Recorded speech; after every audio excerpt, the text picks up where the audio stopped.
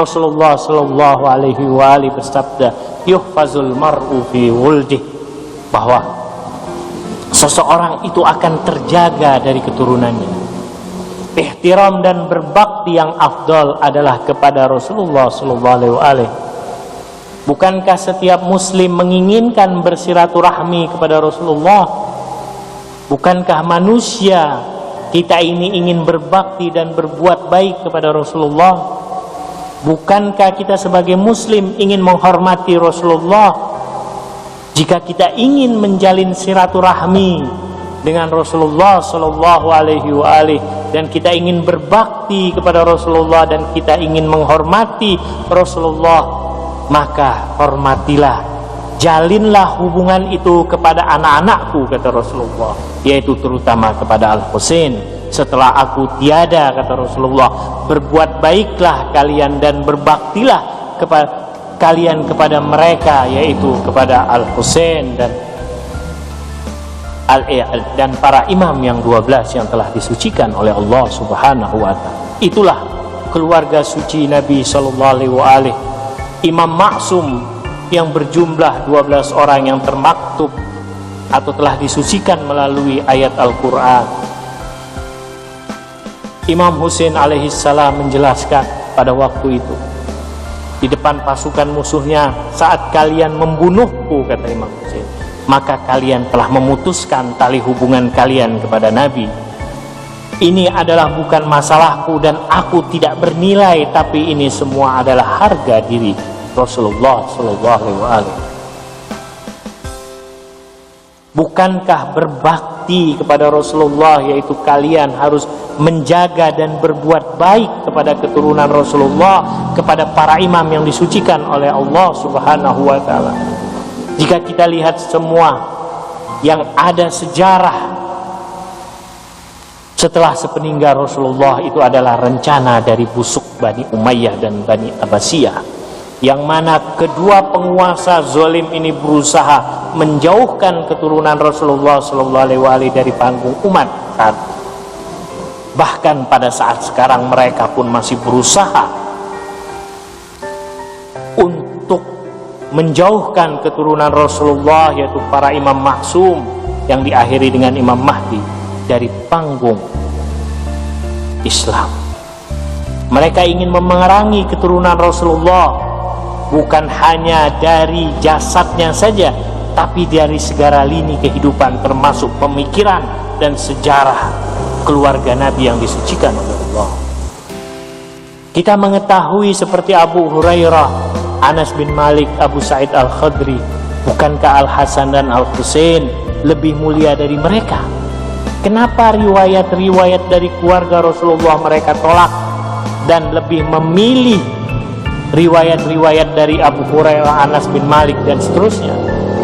Ini adalah peperangan yang telah diciptakan, yang telah dibuat oleh Bani Umayyah dan Abbasiyah kepada Ahlul Bait Nabi sallallahu alaihi wasallam. Mereka memerangi Ahlul Bait bukan jasadnya saja, tapi pemikirannya. Kalau seandainya Ahlul Bait Nabi alaihimussalam bukan para imam, setidak-tidaknya riwayat-riwayat mereka jangan ditolak. Seandainya Imam Al-Baghir atau Imam As-Sadiq alaihissalam bukan imam, seandainya, tetapi riwayat mereka kenapa ditolak? Sedangkan riwayat Ibn Malik, Qatadah, Al-Khudri mereka terima. Jadi penolakan mereka bukan hanya sebab posisi mereka sebagai imam-imam, tapi disebabkan karena mereka adalah keturunan Nabi sallallahu alaihi wasallam. Mana slogan-slogan mereka, pemimpin-pemimpin atau imam-imam mazhab yang mengatakan sebagai pencinta Ahlul Bait Nabi sallallahu alaihi wasallam, tapi tidak meriwayatkan satupun riwayat dari keluarga Nabi.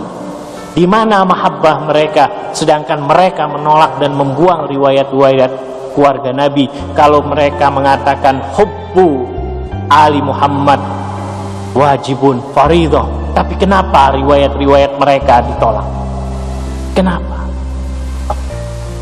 Cinta atau mahabbah mereka hanya sebatas lisan saja, tapi hati-hati mereka tidak sama sekali. Kenapa Imam Husain alaihissalam, Imam Ali bin Abi Thalib tidak berkata kepada musuhnya, atau di depan musuhnya dengan nas-nas ayat Al-Quran. Kita mengetahui bahwa imamah, kepemimpinan yang sah setelah Rasulullah SAW adalah Ali bin Abi Thalib. Kenapa Imam Ali tidak menyampaikan dengan nas yang mana mereka pada waktu di Idul Ghadir, yaitu di Ghadir Hum, menerima Ali sebagai wasi setelah Rasulullah wafat? Kenapa? Rasulullah sudah mengatakan ibnaya hadani imamani qama au qa'da, bahwa kedua anakku ini ada Al-Hasan wal Husain adalah imam. Kenapa Al-Husain tidak berhujjah dengan nas-nas yang ada, dengan ayat-ayat yang ada? Demikian juga dengan Imam Ali bin Abi Thalib. Kenapa tidak berhujjah kepada mereka dengan nas, seakan-akan imamah ini bukan berdasarkan nas, padahal mereka mengetahui imamah berdasarkan nas? Apa jawabannya? Sejak zaman Nabi Shallallahu Alaihi Wasallam, keraguan sudah muncul pada sebagian sahabat yang imannya lemah.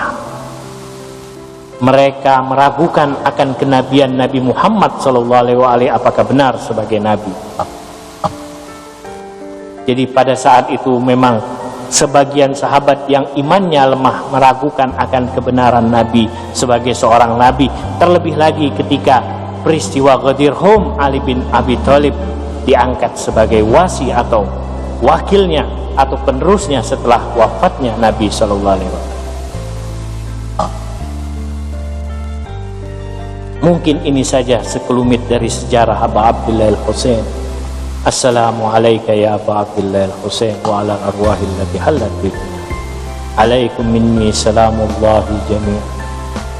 Assalamualaikum ya Aba Abdillah Al-Husain. Allahumma ahina hubba Muhammadin wa ali Muhammad wa ahmidna hubba Muhammadin wa ali Muhammad. Wassalamualaikum warahmatullahi wabarakatuh.